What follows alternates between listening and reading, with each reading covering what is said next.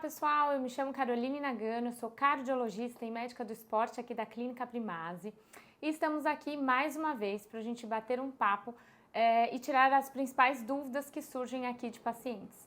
E hoje o tema será exercícios de força, né, no público infantil e adolescente. E o convidado de hoje é o Dr. Bruno Brabo, ortopedista e médico do esporte aqui também da clínica e também meu marido. Tudo bom, pessoal? Muito bem, então, gente, essa é uma dúvida que surge principalmente de mães, né, que querem saber se esse tipo de exercício é seguro, né, se realmente traz alguma vantagem ou não, qual a idade mínima. Então eu vou começar perguntando aqui pro não só ortopedista, mas médico do esporte também, se temos uma idade mínima aí relacionada a início a esse tipo de exercício. Olá, tudo bom, pessoal? Então, antes da gente começar esse bate-papo, eu acho importante a gente definir alguns conceitos, né, Carol? É importante a gente saber que o exercício resistido, o exercício de força, tradicional musculação, ela pode ser praticada de várias formas, não só no ginásio de musculação, mas também o exercício resistido é aquele exercício que ele tem uma carga, uma resistência. Então não é só carregar peso, você pode praticar de formas com elásticos, com pesos livres, e é isso. E em relação à idade mínima, não existe uma idade mínima para uma prática de exercício resistido, de exercício de musculação, né? O que a gente sabe que é necessário que a pessoa, né, que vai praticar, ela deve ter o mínimo de uma coordenação motora, e isso tem que ter alguma maturidade. Mas para crianças e adolescentes, se ela já tem essa capacidade, né, de coordenação motora, ela está apta a praticar essa atividade. Então não tem uma idade cronológica. Então a partir de 6, 8 anos de idade, quando a criança já adquire uma coordenação motora adequada para a prática esportiva em geral, não só em musculação, ela está apta para realizar a atividade de musculação, o exercício de força. Eu acho difícil realmente nessa faixa etária mais de público infantil a criança em si querer trabalhar um exercício de força propriamente dito e exclusivamente, né? Eu acho que o público mais de adolescente e pré-adolescente talvez seja mais comum, né? Porém, a gente vê diversos benefícios relacionados a esse tipo de treino. Tô certa? Sim, com certeza. O interesse por uma prática da musculação vindo da criança, geralmente a gente observa na fase da adolescência, 14, 15 anos, quando já está começando a entrar ali na puberdade, aquela alteração hormonal, mas a criança também pode se beneficiar desse exercício sim, né? E não só como o único exercício, mas geralmente o exercício de força, ela vai entrar para capacitar ela ou para melhorar ela na prática da atividade física que ela exerce. Por exemplo, um praticante de natação, ele vai fazer um exercício de treinamento de força voltado para o esporte dele. Uma criança que joga futebol, 8, 10 anos, ela vai ter que fazer um trabalho de força muscular voltado para o esporte dela. Então tem bastantes vantagens, né? Então você vai melhorar a coordenação motora, você vai melhorar as sinapses neuromusculares, os recrutamentos de fibras e não necessariamente pensar só no trabalho de hipertrofia, que isso a gente sabe que acontece depois da fase hormonal, né? Da adolescência, da explosão hormonal. Então, gente, o que ele quis dizer, né? Que dentre as qualidades físicas, motoras que a gente adquire, né, e pode ser treinadas, força é uma delas, né? A gente tem resistência, velocidade, equilíbrio e a força, querendo ou não, mesmo no público mais novinho e infantil, ela pode ser trabalhada. É lógico que na fase de crianças, esse tipo de exercício ele é mais lúdico, né? De uma forma em que a criança desenvolva todas essas qualidades, não isoladamente, mas em conjunto, mas de uma forma lúdica, né? Por exemplo, o Caio lá, nosso filho, quando vai na academia brincar, né, de alguma coisa, vai fazer uma ginástica artística ou qualquer coisa. Eles vão desde um pega-pega simples que eles estão brincando lá, eles estão treinando a velocidade, eles estão treinando a agilidade, né, mudança de posição, eles estão treinando a resistência, quanto tempo você fica ali correndo. E aí a força ela entra para auxiliar todas essas, né, qualidades físicas que são importantes de serem treinadas na infância, né? Que eu acho que é onde eles estão mais esponja, a época mais esponja que eles conseguem adquirir tudo isso. E aí, uma das preocupações que você citou, para eu não esquecer o gatilho, é que a mãe fica preocupada se mesmo criança ou adolescente, doutora, mas ela não vai ficar muito musculosa, mas ela não vai ficar bombada, né?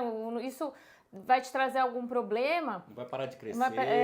Então, o parar de crescer é um mito muito frequente, então já vou fazer essa pergunta, pera lá. E aí é interessante o que o Bruno falou, né? Que é o seguinte, que na infância, não é isso? Na infância, a gente não precisa se preocupar com a hipertrofia. Por quê? Porque a gente não tem um componente hormonal para estimular esse aumento de massa muscular, mesmo com treinamento de força, né? Então a criança não está sujeita a ficar... Lógico, né, gente? A gente tem né, às vezes as pessoas, as exceções, e as pessoas às vezes se espelham nas exceções, né, gente? Quem faz quem atleta desde cedo, faz uma ginástica olímpica desde cedo, desde criança, é totalmente diferente. Não é esse público que a gente está enfatizando por aqui. Mas então as mães não precisam se preocupar muito com isso. Mas igual o Bruno falou, na adolescência, né, quando a gente tem a explosão hormonal, em que é uma fase, né, em que a gente tem aí isso, e aí pode acontecer, mas nada de forma exagerada, igual as mães ficam com medo. E aí eu vou seguir para essa outra dúvida comum. Não, doutora, mas musculação, mas pode fazer, mas não vai atrapalhar o crescimento, ele não vai ficar baixinho por conta disso? Conta pra gente por que as mães, da onde as mães tiraram isso, né? E se isso é verdade ou não. Isso daí é um grande mito, né, em relação à musculação nessa faixa etária. Existem trabalhos na literatura da década de 60, inclusive foram trabalhos realizados com animais, onde foram submetidos os animais a um estresse mecânico excessivo e observaram que tinha um fechamento precoce da física, da cartilagem de crescimento, que é onde a criança cresce. E hoje, existem vários trabalhos de alto nível de evidência nas últimas décadas, mostrando que isso é um mito, que pelo contrário, esse estímulo motor, estímulo de contração muscular, de tensão tendinosa, ele estimula ainda mais o crescimento, a cartilagem de crescimento e o fortalecimento do arcabouço ósseo. Então isso aí é um mito, não existe nenhuma relação entre exercício resistido e fechamento precoce da cartilagem de crescimento. E outro mito também disso daí vem da seleção natural do esporte, né? Então a gente tem esportes como, por exemplo, a ginástica olímpica, onde as crianças começam muito cedo, principalmente as crianças que vão de fase competitiva. E o que é que acontece? Nós como médico do esporte, a gente sabe disso, que é o esporte que seleciona o indivíduo, e não como a gente acha que é o indivíduo que vai escolher o esporte. Então aquelas crianças que têm menor estatura, elas têm tendência a se manter, se perpetuar no esporte. Aquelas de maior estatura, elas perdem a aptidão para aquele esporte e acabam abandonando o esporte. É a mesma coisa que eu achar que a criança vai jogar basquete e ela vai crescer de forma exagerada e atingir a altura adequada para aquele esporte. Não, vai permanecer no esporte aqueles que são altos no basquete. E na ginástica olímpica vai permanecer aqueles que são baixos, que têm o fenotipo para realizar aquela atividade. E não é a atividade que fez fechar a cartilagem de crescimento dela. Perfeito. Isso é uma dúvida muito comum. Não, então, mas ginástica olímpica deve deixar meu filho pequeno, né?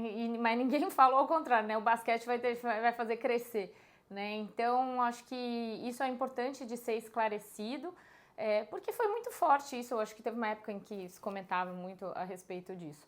Então, acho que, lembrando das preocupações que eu vejo, pelo menos na prática de mães, primeiro, se é seguro. A gente não falou se é seguro, né? Então, vamos lá. Você acha que hoje fazer musculação ou treinamento de força, mesmo que fora do ginásio, é seguro de uma forma geral para esse público? Sim, é seguro, mas existem todos os cuidados, né? Então, por exemplo, você não vai deixar uma criança fazer um treinamento de força sem uma supervisão, né? Existe a recomendação da Academia Americana de Medicina do Esporte e do Exercício que todo treino resistido, todo treino de peso com criança deve ser supervisionado. E isso já traz a segurança. Se você comparar em termos de lesões, a musculação ela tem muito menos lesões comparado a esportes de contato, como por exemplo o futebol, a luta, o jiu-jitsu, o basquete. Então, o esporte, como é um esporte individual e que você pratica de forma isolada, sozinho, então tem esse contato, ele tem muito menos índices de lesões, desde que seja feito supervisionado de uma forma correta e adequada um programa de atividade física para aquele indivíduo. Acho que criança e adolescente, acho que nem adolescente sim. deveria ficar aí meio que solto, igual a gente vê. Porque é só, gente, assim, na prática, o que é que a gente vê hoje? Hoje a gente tem muita academia, eu vou falar não do público infantil agora, adolescente, vai. Tem muita gente que já se preocupa do ponto de vista estético, né, e eu acho que natural da idade também tá com um corpo esteticamente que ele goste mais ali no espelho. E aí já é introduzido realmente dentro das academias fazer a musculação. Muitos amiguinhos, né, da escola já praticam e tudo mais. E aí pode ser que ele caia nessas academias, né, de baixo custo. Que tem bons aparelhos, mas a supervisão fica a desejar, infelizmente. E aí, esse pode ser, né, um perigo, né, porque realmente, às vezes, a pessoa não tem maturidade, não tem conhecimento, não tem técnica, e aí ficar solto realmente pode trazer algum prejuízo.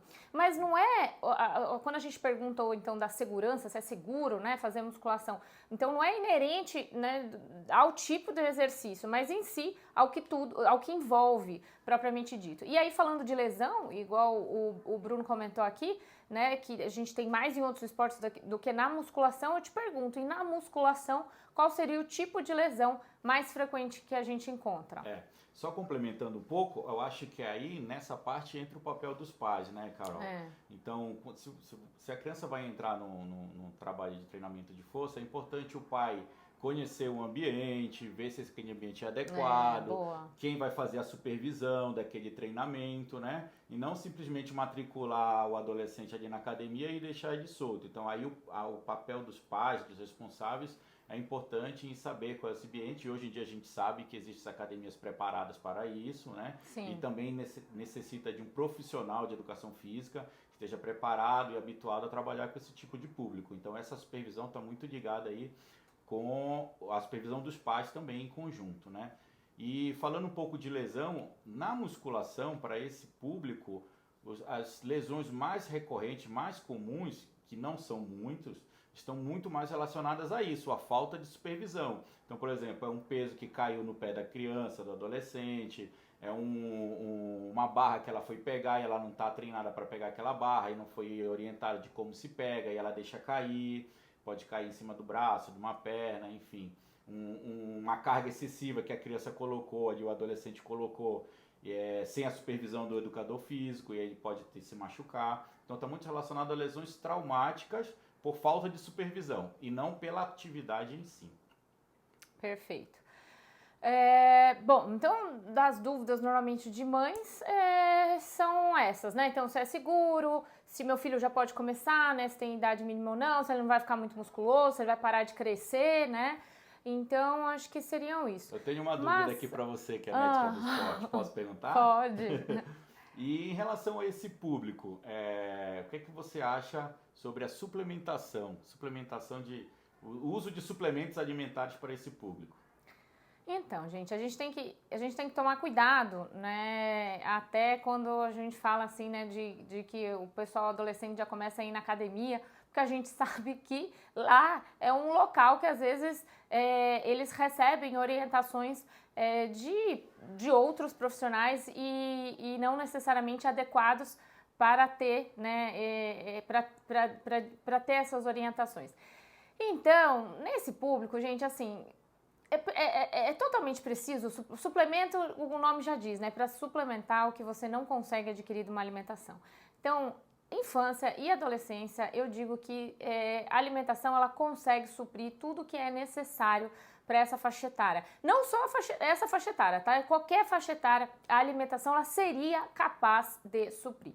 Porém, gente, a gente tem que entender que na nossa realidade, e aí cada um tem a gente tem uma individualidade biológica que a gente fala, ou seja, cada um está dentro, né, de uma rotina diferente, de um esporte diferente e de uma realidade diferente que, de repente, não pode conseguir adquirir tudo que precisa de uma alimentação. E tudo depende do tipo do esporte e da quantidade, né? Se a gente falar do público geral, por exemplo, nossos filhos, filhos de colegas, normalmente não vai precisar. E se a gente pensar de um atleta, né, que joga futebol e treina depois musculação e faz mais de 2 treinos por dia e que tá treinando para um campeonato, você entendeu? De alto rendimento. Às vezes sim, às vezes nem é de alto rendimento, mas está treinando para, né, que a gente pega às vezes, vai prestar e fazer teste e tal. Esses, por exemplo, na prática, eu já vejo que eles não se alimentam bem. E tem uma dificuldade nisso, né, de adquirir. Só que ao mesmo tempo, eles estão lá, eles têm um objetivo maior, que não é só a saúde, eu vou pro exercício, é a performance também. E aí, de repente, os suplementos, eles podem vir para auxiliar nesses casos, quando a gente não consegue ter tudo que a gente precisa da alimentação. Mas respondendo de uma forma direta, não são necessários, principalmente para esse público que está em fase buscando saúde, que está em busca de bons hábitos alimentares, e não deveria ser incentivado. É lógico que tudo depende do caso, né? O pessoal que já está aí, de repente, na faculdade e tudo, é outra coisa. Bom, eu acho que a gente tirou todas as dúvidas, acho que a gente poderia deixar algumas mensagens finais aí. Lembrar, gente, que desde a infância a gente tem recomendação para prática de exercício físico e na criança e adolescência é a recomendação de acordo com a Organização Mundial da Saúde, né, que saiu a última em 2020, é você praticar 1 hora por dia de atividade moderada, de intensidade moderada a vigorosa, pelo menos 3 vezes na semana. E aí, predominantemente aeróbica, porque nessa faixa etária é isso, mas com indicação já de poder ser atividades que sejam para força, para estímulo muscular e ósseo, sem problemas algum, né? Bom, mensagens finais, Bru. Alguma coisa aí relacionada a isso? Lembrar que o que a gente vive é uma epidemia da obesidade, né? Da obesidade e do sedentarismo. Sim. E não ficar se preocupando com lesões em que o esporte pode vir a causar. As lesões, elas são exceções na prática esportiva, né? Eu, como ortopedista, eu trabalho muito com lesão, você sabe disso.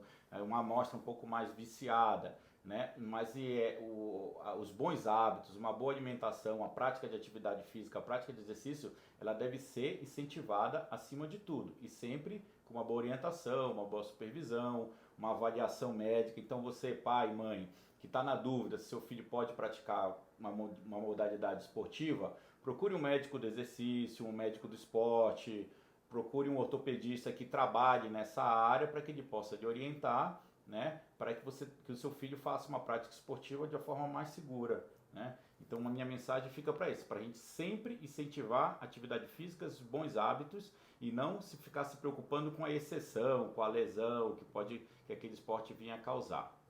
Isso, perfeito, né? Eu diria também para lembrar vocês que não importa se é um exercício de força ou não, ele vai te trazer os benefícios de saúde no geral. Ele vai trazer, mesmo na infância e na adolescência, uma melhora da aptidão física, né? Então, do fôlego da pessoa, do condicionamento, benefícios cardiometabólicos, então melhora do açúcar, da pressão, da resistência à insulina, saúde óssea, lembrar da saúde mental, então sobre ansiedade, depressão, que é muito presente no público adolescente, e cognição. Gente, tem que lembrar que nessa faixa etária melhora muito memória, concentração, eles estão numa fase de atividade escolar, de aprendizado enorme. O exercício físico, ele traz um benefício muito grande nisso. Inclusão social, o bem-estar, a estética também, tudo isso está envolvido, né, nesses benefícios da prática do esporte. E se eu fosse dar uma mensagem de mãe para mãe, assim, né? Eu acho que toda mãe, ela pensa desde que o filho nasce em querer trazer saúde para o filho. E a gente se preocupa muito isso desde cedo, né? Não quer ver o filho doente de uma maneira geral. Mas se a gente fosse pensar no futuro, uma das formas hoje da gente contribuir para que essa pessoa, para que essa criança tenha mais saúde, é instituir bons hábitos, né? E o exercício físico, querendo ou não, ele é um hábito. E essa é a idade principal da gente incentivar, né? Da gente estabelecer esses hábitos e deixarem eles enraizados dentro deles. Então isso vai ajudar muito eles como adultos. E aí, não só incentivar, eu falo, né?